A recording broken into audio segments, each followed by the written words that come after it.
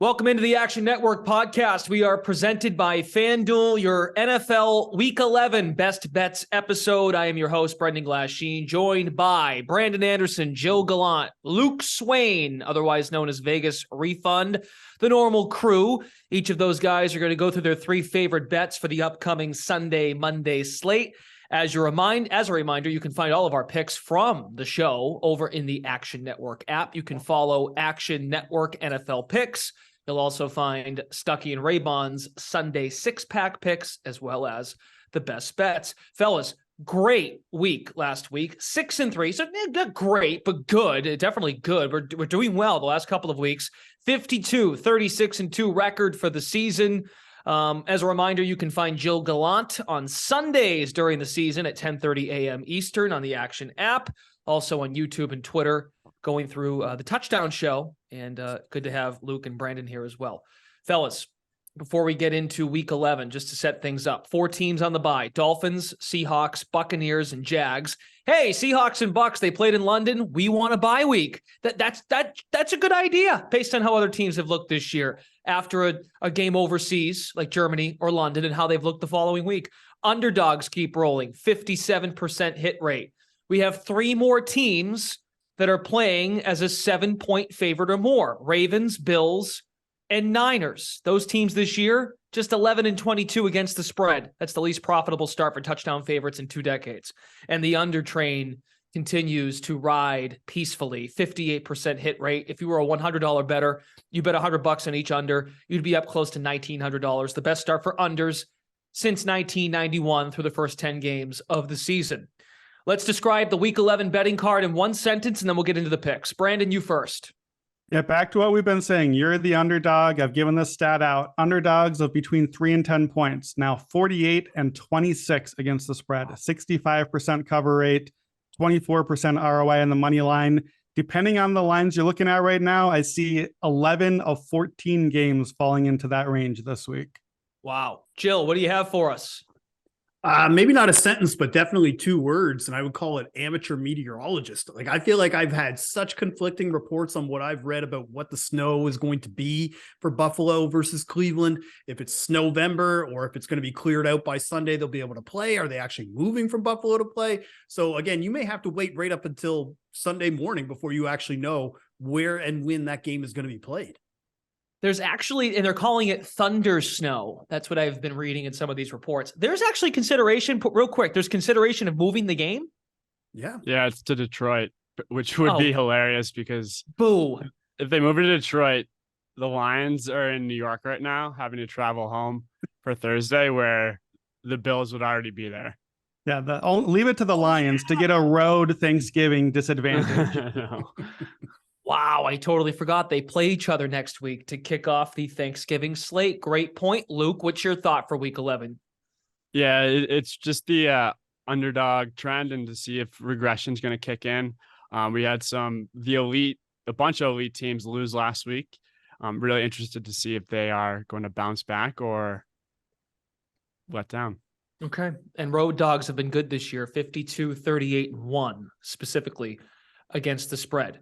First best bet will come from Brandon Anderson. Per usual, as a reminder, these guys do not consult each other before we start this record. So we may have overlap. We may have contradictions. We ran into overlap last week. We'll see what happens today. Every man for himself here on these best bets. Brandon, why don't you start us off? All right. Well, spoiler alert, I'm going to be going with all 3 underdogs in that range I talked about today. And I'm going to get my toughest one out of the way first. I need a little courage to get this one right away. I'm going to go to Monday night. We're flying to Mexico City. I'm going to take the underdog, Arizona Cardinals, plus 8.5 against the 49ers. Cardinals, obviously right in that 3 to 10 point range, 65% cover rate. In those games, division, 73% cover rate. Teams that are getting under half of the tickets, 73% cover rate. So this fits right in that range of underdogs we're looking at. I think the Cardinals offense, believe it or not, might be a little undervalued here. The offense has ticked up a little bit since DeAndre Hopkins came back. Marquise Brown is practicing now as well. So we possibly could get both of those guys there. And on the other side, I think we're still giving the 49ers defense maybe a little too much credit from what they were early in the year. Last 5 games, they're down to 26th in DVOA. Now, they looked good last week, but injuries, I think, are pulling that defense a little back to earth a little bit. Cardinals actually rank higher defensively there. So Niners are 5-4. I think, Luke, you talked about the elite teams losing. The Niners made it through last week, but I think we're kind of counting them as an elite team, but they might be a theoretical elite team. We haven't really seen them do that yet. They got blown out by the Falcons.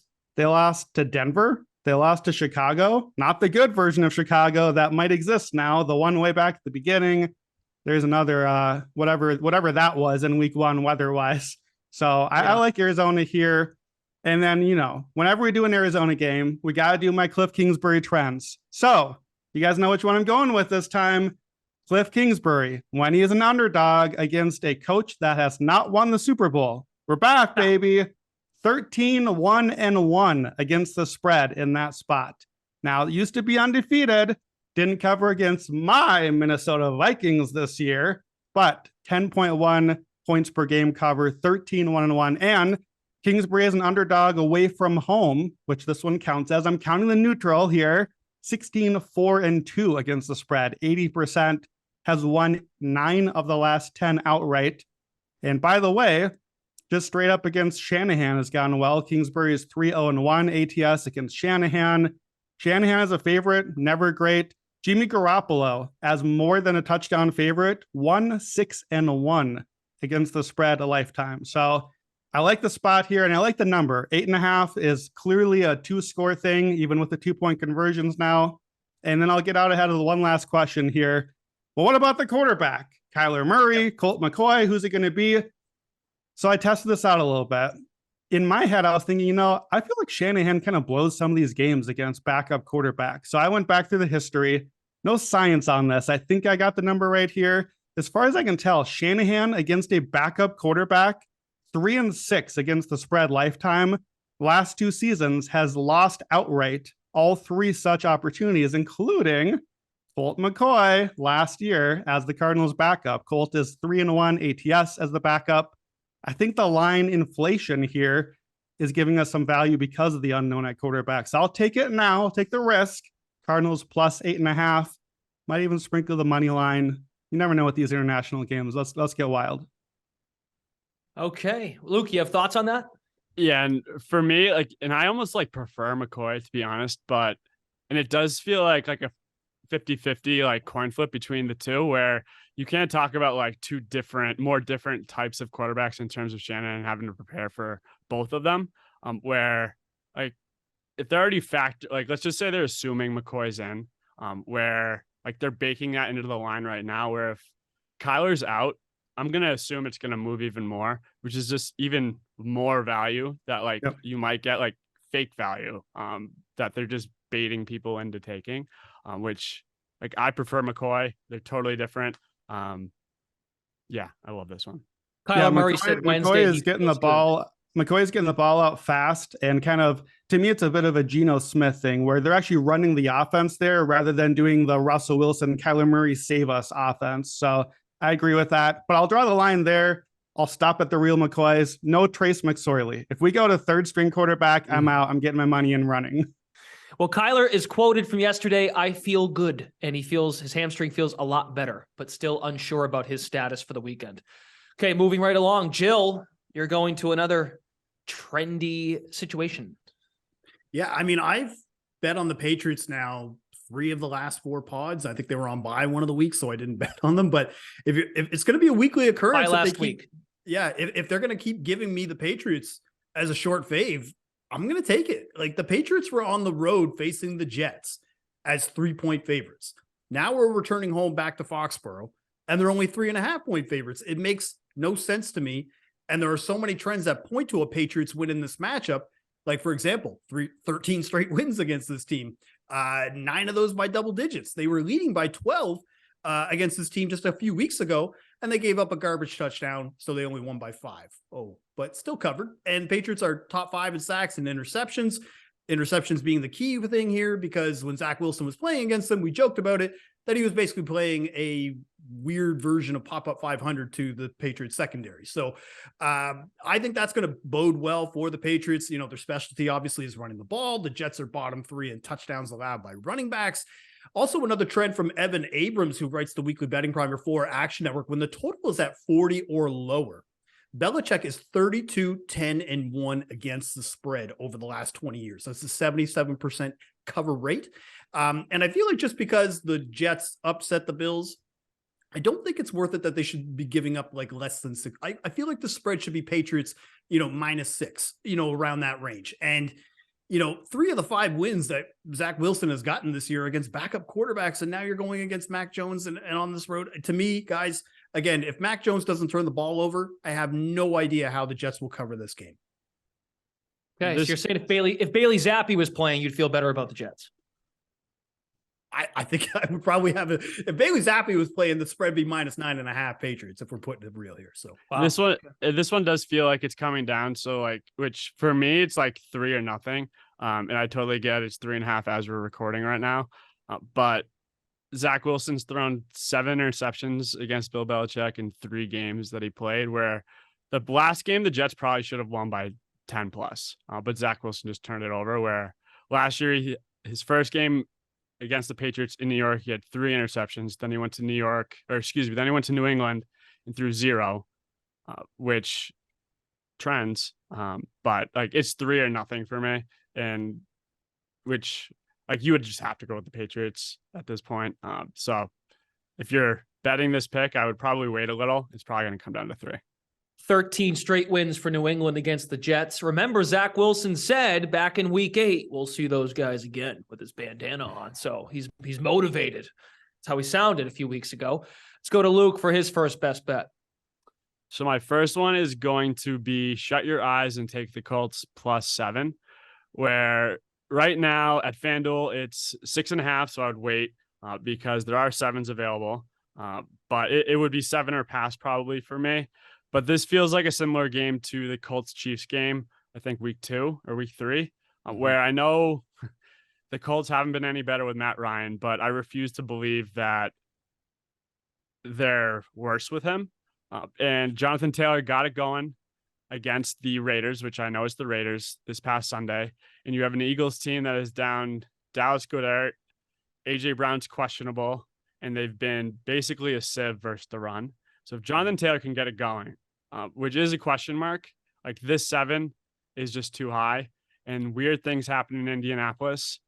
So I'm just going to take, and really it is a value principal play. I know the Eagles just came off of their first loss, and everyone wants to say it's a bounce back game. But to me, this is who knows who Jeff Saturday is, but the Colts might be better than they actually are. And they've been really bad. So I'm just going to take the Colts +7. Okay, very good. And do you care who the quarterback is? It's Matt Ryan. Is that fine? That was helpful. I would like it. It's 7. I would like Matt Ryan. Okay. Which is, not Ellinger. Let's just say not Ellinger. All right. Ellinger. Right. I think that was a line from the recap show the other night, Joe. Good stuff there. All right, Brandon, back to you. And you're riding an offense that is flying high these days. I am. I'm going to stay local for me, and I'll go with the Chicago Bears. A little different here. I'm not going to take the Bears just to cover. If it was 3.5, it might get back to that. Then I might be looking there. I don't trust the Bears defense. Atlanta's offense has been pretty good. So I kept kind of debating, do I want the play? Do I want it or not? And then I realized, well, what do I want to play here? I want to play the Chicago Bears offense. So I'm just going to do that. Bears over team total 22.5. This is a Justin Fields play. Justin Fields has been awesome. 555 rushing yards the last 5 games, a quarterback record in NFL history, 13 touchdowns during that stretch. Everything has changed for this offense. Fields figured it out. The decision-making is faster. The processing is faster. It's unlocked the scrambling, that size-speed combo. He makes a decision and bam, he's gone. He's just gone down there. He's got multiple long touchdown runs already. More to come maybe against these Falcons. Chicago has scored 29 points or more in 4 straight. During those 4 games, they're up to 5th in offensive DVA. The Bears are 5th in offense. Like, I don't want to go back and check on it. I don't know when in my lifetime ever the Bears have been a top 5 offense. Literally ever. I don't know when it happened. Like, it's been maybe since the 80s. They're top 5 in rushing, top half of the league in passing. Compared to the first 6 games, the Bears were 30th on offensive DVOA. That's where I usually expect this team to be. Justin Fields changed everything. Atlanta's defense, not good. They're near the bottom of the league at most everything. They're not healthy. I think the Bears run plenty. And the one thing the Bears really still don't do well is pass protect. Falcons rank dead last in getting pressure on the quarterback. So even that may not be a problem. I don't mind playing a Bears here, especially if it gets to 3.5. To me, this team total is just way off. This is an easy one for me. I think that the total should be like up to 27, 28. I might even look for an alternate here, but I certainly will love a Bears over team total 22.5. You know what I found interesting when I saw this number was we're recording before Thursday Night Football, Week 11, Packers Titans. The Packers have the same exact team total against a Titans team that, yes, is banged up, resting players, short week. I get all that, but I mean, and I know the Bears are playing the Bears are playing the Falcons.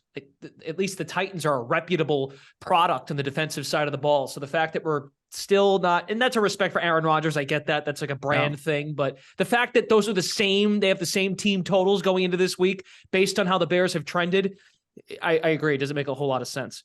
Jill, what's your second best bet? All right, so I'm going to go to the Cowboys and Vikings game, and I'm going to bank on some offense tonight for that game. I'm going to go at over 47.5. And the reason being is, okay, so we've got 2 what I define as explosive offenses. Brandon, I don't know how you feel about the Vikings. I'm going to say that they're an explosive offense.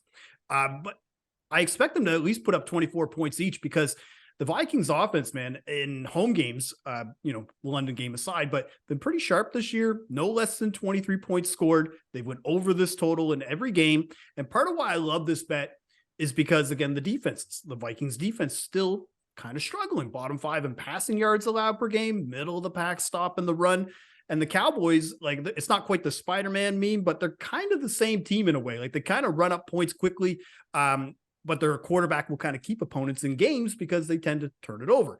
And the defense has struggled against kind of balanced offenses. Now the Cowboys, as much as we want to talk about how awesome their defense was, I'll talk about it all day, if you guys want to talk about it. But they've given up 60 points over the last 2 weeks.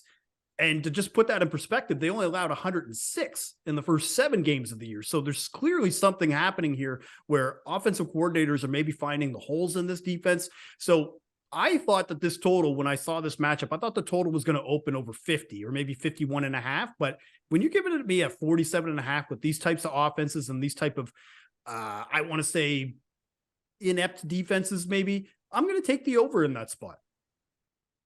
All right. Very good. I like it. Yeah. And you got to keep in mind when you look at Dallas's stats for the season that there's some Cooper Rush in there, not just Dak Prescott led. So, Luke, you're going to have not the same play, but a play on this game as well. Yeah, so my first one's going to be Cowboys money line, which right now it is minus 124, which minus 1.5 is fine too. But the Christian Darrisaw injury is definitely an extremely important injury to monitor, where if he is ruled out, he's in concussion protocol. This will probably jump to like 2.5, where he's, I think, the number 1 graded tackle in the league right now, especially for the run, which this Cowboys defense has been showing lapses the last 2 weeks, but that was versus 2 teams that just gashed them. This D-line is built around speed. It doesn't have any fat guys in the middle, where like the Vikings are capable of, like, Dalvin Cook's capable of breaking an 80-yard run like he did last week at any time, but I'm not going to bet on 80-yard plays happening every single week. Where this Vikings team continues to win coin flip games. Last year, they were in the same situation where everyone wants to argue it is regression to the mean, where they lost them all last year and now they're winning them all. But it is still like, it doesn't matter to me. In terms of success rate, like schedule adjusted success rate, Dallas is 11th and Minnesota is 24th. And that 11th, like you said, Brendan, like, has Cooper Rush factored in. And to me, I believe in this Dallas D. This is going to be the best defense the Vikings probably have faced this year. And if Christian Darrisaw's out, like I like this even more. Taking a Cowboys team off a loss where like they lost to the Packers in heartbreaking fashion, but they were up 14 going to the second half, gave up a few big plays that I don't see happening where like, I don't think the Vikings can game plan like or take advantage of what the Packers did in terms of the run game. Action app is identifying Dallas getting 88% of the money on the money line side of things. As far as the spread, 77% of the money on the Cowboys, -1.5. Vikings have won 7 straight games, and they're coming off a thrilling win, as we know, against the Buffalo Bills. All right, final best bet from each of the guys. We will start. Actually, I want to, this is just going back to the Vikings where like I refuse. I was guilty of it a couple years ago, but do you remember the miracle play by Diggs in the playoffs? Keenum to Diggs. Yeah. Like it was absolutely like the greatest moment in Vikings history. And I was a victim of betting the Vikings the very next week. And I'm not saying this is the same team because it's not, it's the same coaching, etc. But there is like an emotional factor of like coming off of a big win like that, where they got blown out by the Eagles the very next game. And I was miserable the entire playoff game because I was on the Vikings, where like that was probably the Vikings' biggest regular season win like ever, like at least the last decade or so, where if there's an emotional factor, it definitely plays to the advantage of the Cowboys coming off of a heartbreaking loss where the Vikings are coming off of a amazing win. Kirk Cousins in his career, 27-36-2 against the spread after a straight up win. 16-28-2 against the spread after a straight up win since 2017. Least profitable quarterback in the NFL, courtesy of Evan Abrams, who Jill referenced earlier. Brandon kept his eyes clogged, no, that's ears. Ears clogged, eyes closed. There we go. Okay, final best bet. Brandon, let's go. Yeah, thanks guys for that. I just really need to relive that Vikings-Eagles loss all over again. But yeah, I can't disagree. It is a rough emotional letdown spot. And don't forget the week before winning in Washington, Kirk Cousins' old team. So that's 2 in a row. I think it is a big emotional letdown spot. All right, final pick here. No surprises. I teased this one Sunday night. I teased this one last Friday. We're going with rah-rah Mike Tomlin, Pittsburgh Steelers +4 at home against the Bengals. You already know, TJ Watt changes everything for this team, and we saw it last week. TJ Watt comes back. The defense that had been 30th in DVOA all year holds the Saints to 186 yards. And I know it's just the Saints, but 186 yards is nothing.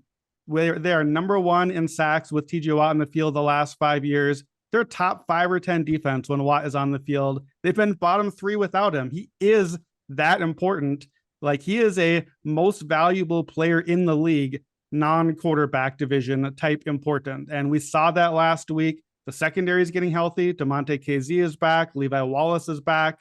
No Minkah Fitzpatrick, but probably no Jamar Chase. He's on crutches still this week. It doesn't look like he will play. I think Chase is probably a bigger loss to Cincinnati.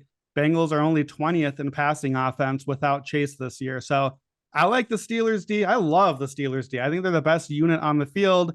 And you already know the Mike Tomlin stats. Week 5 forward as an underdog. 39-16-1 ATS, 71%. Yeah, that's the same rate as last week when we said it. I think all 3 of us were on the Steelers then.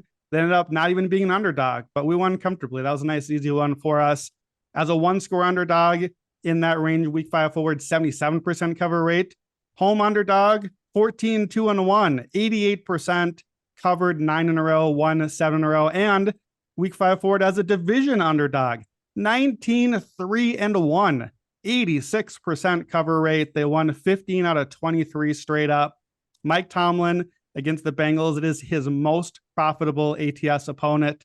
Mike Tomlin has an underdog against the Bengals, 7-2 straight up against the Bengals.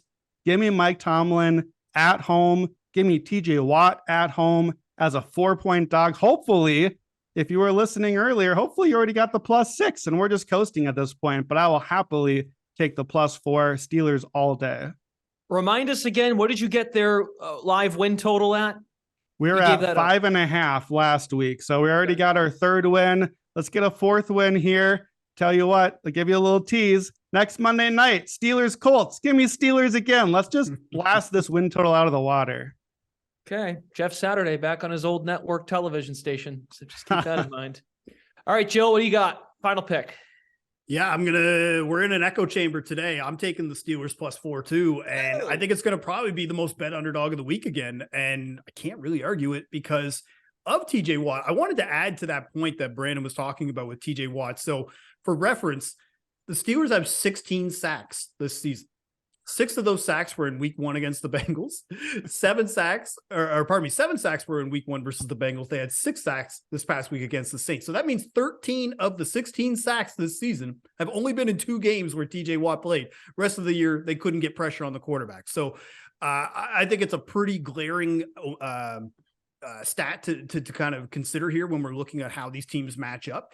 And the Steelers have been pretty sharp versus the run this season. I mean, we saw it even week 1 of how they've matched up against Joe Mixon, but obviously not been very good against the pass. But because of the lack of Jamar Chase, I think that's actually going to be an issue for Joe Burrow to get that ball down the field. And he was instrumental in that week 1 game against the Steelers. So they didn't end up winning, but he was involved every way, shape, or form. So not having him out there is just going to be a huge loss for that Bengals offense. And also Burrow, if we're just sticking with the sacks, still one of the most sacked quarterbacks in the NFL. He's 3rd overall with 32 sacks this season. It's just going to probably be a field day for that defensive line on the Steelers. So if you're going to give me +4, I'm going to take that every time. And despite how good Burrow has been against the spread, 13-3 his last 16 starts, 14-7 in his career away from home. Our final 2 picks from Brandon and Jill. They are going with Pittsburgh. What do you have for us, Luke? I'm not going to have a lot to say about this one because I'm going to be on the Steelers +4 as well. Which makes it a clean sweep again. But like Brandon Jill said, like TJ Watt is just so valuable where like the Bengals have really just beat up on really bad teams as of recent, where their first game without Jamar Chase, they got blown out by the Browns on the road. And then they beat up by the Panthers the very next week, which was at home without Chase, where like, who knows, like it was the Panthers where like in divisional games this year, they lost the Ravens by 2 and they beat the Steelers by 3. So like this is going to be a home dog, which maybe the public's going to be on it. The public is due for some regression in its favor. But sometimes like the cliche sides are just the right ones. And you couldn't pay me to take the Bengals in this spot. I'll just take the Steelers +4 for every angle the other 2 guys just said. It's just an easy one. Folks, this is not a repeat episode. I repeat, this is not a repeat episode from last week because the final pick from all 3 of these guys was Pittsburgh last week, and they won straight up against the Saints. And that was. We are, by the way, now 2-0 or 6-0, depending on how you slice it. When all 3 of us on the pod are on the same side, clean sweep and pretty easy wins both times. Packers, Bears earlier, Steelers last week. Let's do it again with Steelers, Bengals. It would be 2-0 plus 6 units. Exactly right. Okay. Very good. And by the way, the taking a look at the action app here, money is coming in on Pittsburgh. 94% of the money, 57% of the bets. But as Brandon said, I mean, Brandon's been on this since earlier in the week. He mentioned it with Jill on the pod on the recap show. So hopefully you got a better number than 4 where it is right now. Before we wrap the show, let's take a quick look at next week's lines for week 12 to see if we like any numbers now before the lines adjust during/after Sunday and Monday's action. Brandon, what do you like for week 12? So I genuinely thought this line was a typo so much that I literally just now 1 minute ago pulled it up again to check and make sure it's not a typo. Give me the Baltimore Ravens at the Jacksonville Jaguars next week. -3.5. What are we doing? The Jaguars haven't been good since September. The Ravens look like a possible Super Bowl team. The Ravens are great, you guys. They're coming off a bye week. They're playing the Panthers, so they're about to blow Carolina out of the water. Remind everyone just how good they are. The defense added Roquan Smith, looked great in his game. Tyus Bowser and David Ojabo are back. It looks like Ojabo may play this week. Marcus Williams, the safety, back soon, maybe by next week as well. Mark Andrews is back. That's their leading receiver, not Rashad Bateman. The Ravens are loaded and a really good team. Jacksonville, DVOA says they're kind of a league average team. but they also played the third easiest schedule, and they really haven't looked good since September. If you just go October 1 forward, Jacksonville ranks second to last defensively, 27th in DVOA. Look, I was on Jags earlier. That was my worst to first division pick. You got to be willing to admit when you're wrong on some of these. I was way off Seattle Island coming into the year too, and sometimes you got to make a hard pivot. Jacksonville is not very good. I don't know why this line is so short. I guess the reason really, Jacksonville will be on a bye this week, as you mentioned, Brendan. So they got the rest against the Ravens. I don't know. Isn't playing the Panthers basically a bye week for the Ravens? I think they basically just get a second bye week here. So Doug Peterson, after a bye week, only 1-4 against the spread. Not going to scare me away here. Harbaugh against an opponent coming off a bye, 10-4-2. Go ahead, take all the time you need. We're still just going to run it right down your throat, says Harbaugh. Road favorites of a touchdown or less against an opponent coming off a bye, 60% cover rate historically. So I'll take the Ravens -3.5 before they blow out the Panthers. And I think this line goes up after that. So give me Baltimore. This one is definitely going up. I mean, like, this is in Jacksonville, right? In Jacksonville. Yep. Like, the two home fields that like just weird things happen that make me crazy are like Buffalo and then Jacksonville. Like that's Indy. You know Indy. You said Indy earlier. Yeah. But yeah, this one has to go up. It's crazy that a job. Truly, I don't understand the line. I literally had to check it again. I checked it like 4 times before prepping for this, and I looked again. I was like, surely they fixed it by now, right? No, still out there. Get your Ravens tickets in. And going back to the offseason too, there were hopes for Jacksonville year 2, Trevor Lawrence. Also, Peterson was a sexy pick for coach of the year. When this line opened in May, it was Baltimore -4. It hasn't even changed all that much since the lines were first put out in the early spring. And at Jacksonville, like, and I lived in Jacksonville for 2 years. Like, it's getting cold there right now. Like, if like heat was a like edge for them, like Miami was, like Jacksonville is not hot right now. And I keep forgetting about Ajabo from like draft days. Like, they're just adding a first round pick. It's insane. Yeah, like a top 10 pick if healthy. So yeah, I think what happens on some of these is you put the team on a bye week and we just kind of like, all right, pause. We'll come back to them later. So I think we just kind of forgot about Baltimore. And, you know, once all our tickets start coming in Baltimore here, I think the books will sharpen up and move this line towards the Ravens. I think by Sunday night, if the Ravens go out and stomp on the Panthers by like 20 points or something, this line is not going to be 3.5 on Sunday night when you get a chance to bet it again. So I'll take it right now. Yeah. And even look, just the Ravens being where they are in the Super Bowl odds right now is like this is not, it doesn't add up. So anybody else before we wrap up? Anyone else got a look ahead spot? We good? Saw that do you say Nnamdi Suh got signed by the Eagles? He did, yes. Adam Schefter reporting. Roseman is he's such a boss. Like, you just love GMs. And what's the Jets GM's name? Douglas. Like Douglas and Douglas specifically, who I think should win executive of the year, like making moves when you need, like you have like the Twitter world saying like, oh, this coach should do this, GM should do this, where like usually it doesn't happen for like salary cap reasons, but like just seeing GMs make moves that need to happen because they have a problem is like so refreshing. Like the Eagles have been getting gashed, so they just added a fatty in the middle. Like which doesn't change my thoughts on Sunday, but okay, good. Well, maybe if he's active, if he's in shape and ready to play and learn some plays, maybe that helps and that line goes up to 7. So, for sure. He'll never be able to live down Jalen Reagor over Justin Jefferson, though. That's the one pockmark on his resume. That's right. Let's end on that note instead of the other Eagles-Vikings one. Yeah, not to mention here in New England, N'Keal Harry. What a first-round pick that was, huh? It's not his fault. It's just the Belichick wide receiver curse. Like, which is a thing. Like, pray for the guy from Baylor that they just drafted. I forget his name, but all right. Well, I think that's it because now we're starting to wander because we're excited and we're looking forward to another good week. Back-to-back 6 and 3 weeks here on the Best Bets podcast. Let's recap before we leave. Brandon Anderson is on Cliff Kingsbury's Cardinals plus 8.5 in Mexico City against the Niners. He likes the Bears team total over 22.5 points against the Falcons. He's on Pittsburgh plus 4 against Cincinnati. Jill likes New England against the Jets at home, -3.5.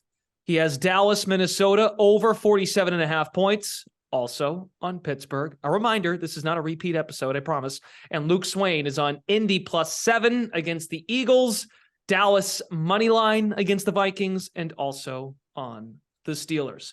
That'll do it here on the Action Network podcast for our NFL Week 11 Best Bets presented by FanDuel. Thanks to Brandon Anderson, Joe Gallant, Luke Swain, David Payne behind the scenes. I'm your host, Brendan Glasheen. Best of luck with all of your bets this weekend. We will see you again Monday right here on the Action Network podcast for the recap show. Good luck this weekend.